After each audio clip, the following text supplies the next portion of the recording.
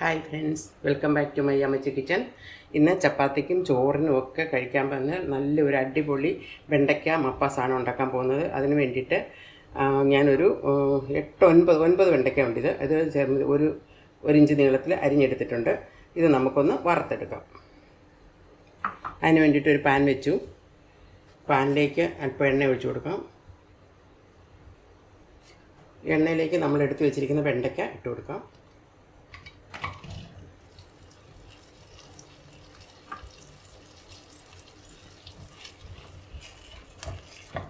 ഇത് അങ്ങനെ ഒത്തിരി മൂത്ത് പോകല്ല. ഇതിൻ്റെ കളറൊക്കെ ഒന്ന് മാറി, ഇതിൻ്റെ ഈ പശപ്പൊക്കെ ഒന്ന് മാറി വരുമ്പോഴത്തേക്ക് നമുക്ക് ഈ വെണ്ടയ്ക്ക എടുത്ത് മാറ്റാവുന്നതാണ്.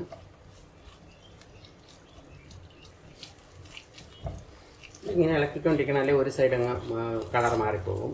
അധികം കളറൊന്നും മാറിപ്പോകാതെ ഒരുവിധം വെന്ത് വരുമ്പോൾ നമുക്ക് കോരിയെടുക്കാം. വെണ്ടയ്ക്ക ഏകദേശം ആയി വരുന്നുണ്ട്. ഇത്രയൊക്കെ ആയാൽ മതി. നമുക്കിനി സ്ലോ ഫയർ ചെയ്തിട്ട് ഇതിനെ എടുത്ത് മാറ്റാം. കളറൊക്കെ ചേഞ്ച് ചെയ്ത് അതിൻ്റെ വഴുവഴുപ്പൊക്കെ പോയി വെണ്ടയ്ക്ക ഒരുവിധം നന്നായിട്ട് വെന്ത് വന്നിട്ടുണ്ട്. ഈ പരുവത്തിന് നമുക്കതിനെ കോരി മാറ്റാം.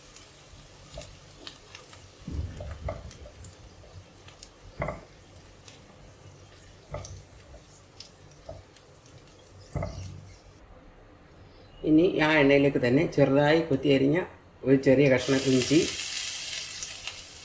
ഒരു 3 അല്ലി വെളുത്തുള്ളി,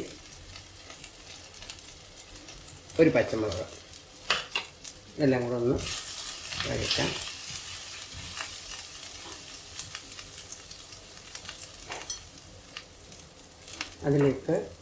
അതിലേക്ക് ഒരു മീഡിയം സൈസ് സവാള,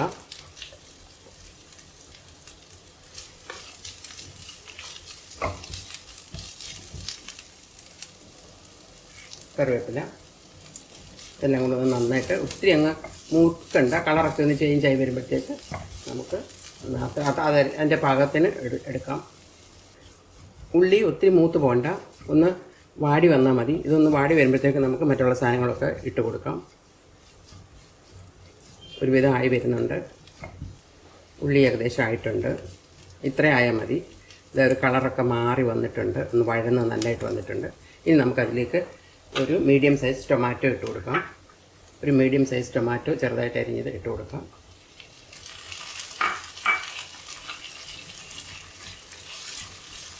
അതും കൂടി ഇട്ട് നന്നായിട്ടൊന്ന് വഴറ്റി അതിൻ്റെ തക്കാളി ഒന്ന് ഉടഞ്ഞ് വരുന്ന ഭാഗമാകുമ്പോഴത്തേക്ക് മസാലകൾ ചേർക്കാം. അല്പം ഉപ്പ് ചേർത്ത് കൊടുക്കാം, തക്കാളിയൊക്കെ എളുപ്പമൊന്ന് വഴന്ന് വരാൻ വേണ്ടി. തക്കാളി ഏകദേശം ആയി വരുന്നുണ്ട്. നമുക്കിനി തീ അല്പം കുറച്ച് കൊടുത്തിട്ട് മസാലകൾ ചേർക്കാം. ഒരു 1/4 ടീസ്പൂൺ മഞ്ഞൾപ്പൊടി,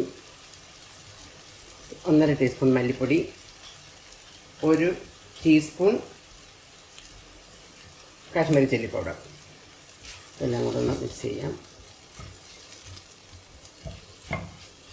1/4 ടീസ്പൂൺ ഗരം മസാല, 1/2 ടീസ്പൂൺ കുരുമുളക് പൊടി.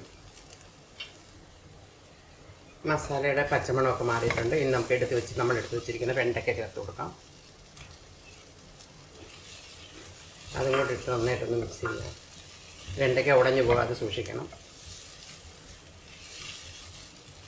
ഇനി തേങ്ങാപ്പാലാണ് ചേർത്ത് കൊടുക്കേണ്ടത്. തേങ്ങാപ്പാലിൻ്റെ 2-ാം പാൽ ചേർത്ത് കൊടുക്കാം.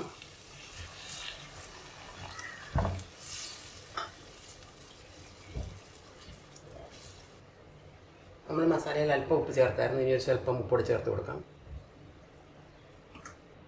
ഇനി അടച്ച് വെച്ച് ഒരു മീഡിയം ഫയറിൽ വെച്ച് ഒന്ന് വേവിച്ചെടുക്കാം. കറി നമുക്ക് തുറന്ന് നോക്കാം. വെണ്ടയ്ക്കയൊക്കെ വെന്ത് നല്ല പാകത്തിനായിട്ടുണ്ട്. ഇനി നമുക്ക് തേങ്ങാപ്പാൽ 1-ാം പാൽ ചേർത്ത് കൊടുക്കാം. തീ കുറച്ച് വെക്കാം. 1-ാം പാൽ ചേർത്ത് ഇളക്കിയതിന് ശേഷം ഓഫ് ചെയ്യാം. 1 കപ്പ് എടുത്തിട്ടുണ്ട്. ഇനിയും തിളയ്ക്കാൻ പാടില്ല. നന്നായിട്ട് മിക്സ് ചെയ്തിട്ട് ഉപ്പൊക്കെ നോക്കിയിട്ട് അടച്ചു വയ്ക്കാം. ഇനിയും പിന്നെ ഇതിലേക്ക് ഇച്ചിരി ഉള്ളിയും കറിവേപ്പിലയൊക്കെ നമുക്ക് താളിച്ച് ഒഴിക്കാം. ഫയർ ഓഫ് ചെയ്യാം.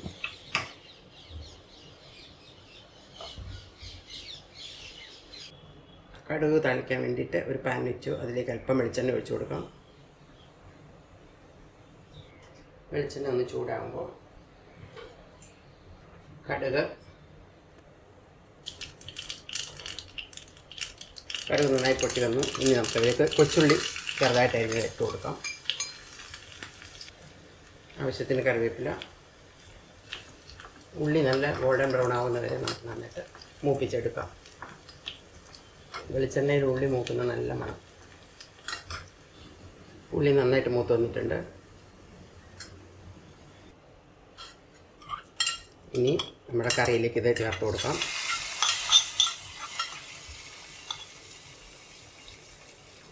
ചേർത്ത് കൊടുത്തിട്ട് ഇളക്കാതെ ഒരു 5-10 മിനിറ്റ് ഒന്ന് അടച്ചു വയ്ക്കാം.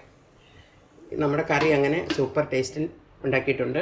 എല്ലാവരും ഇതൊന്ന് ഉണ്ടാക്കി നോക്കണം. എൻ്റെ ഈ വീഡിയോ ഇഷ്ടപ്പെട്ടെങ്കിൽ ലൈക്ക് ചെയ്യണം, കമൻറ്റ് ചെയ്യണം, മറ്റുള്ളവരിലേക്ക് ഷെയർ ചെയ്യാനും മറക്കരുത്. ഇനി ഒരു പുതിയ വീഡിയോയുമായി കാണുന്നവരെ bye, take care, thanks for watching.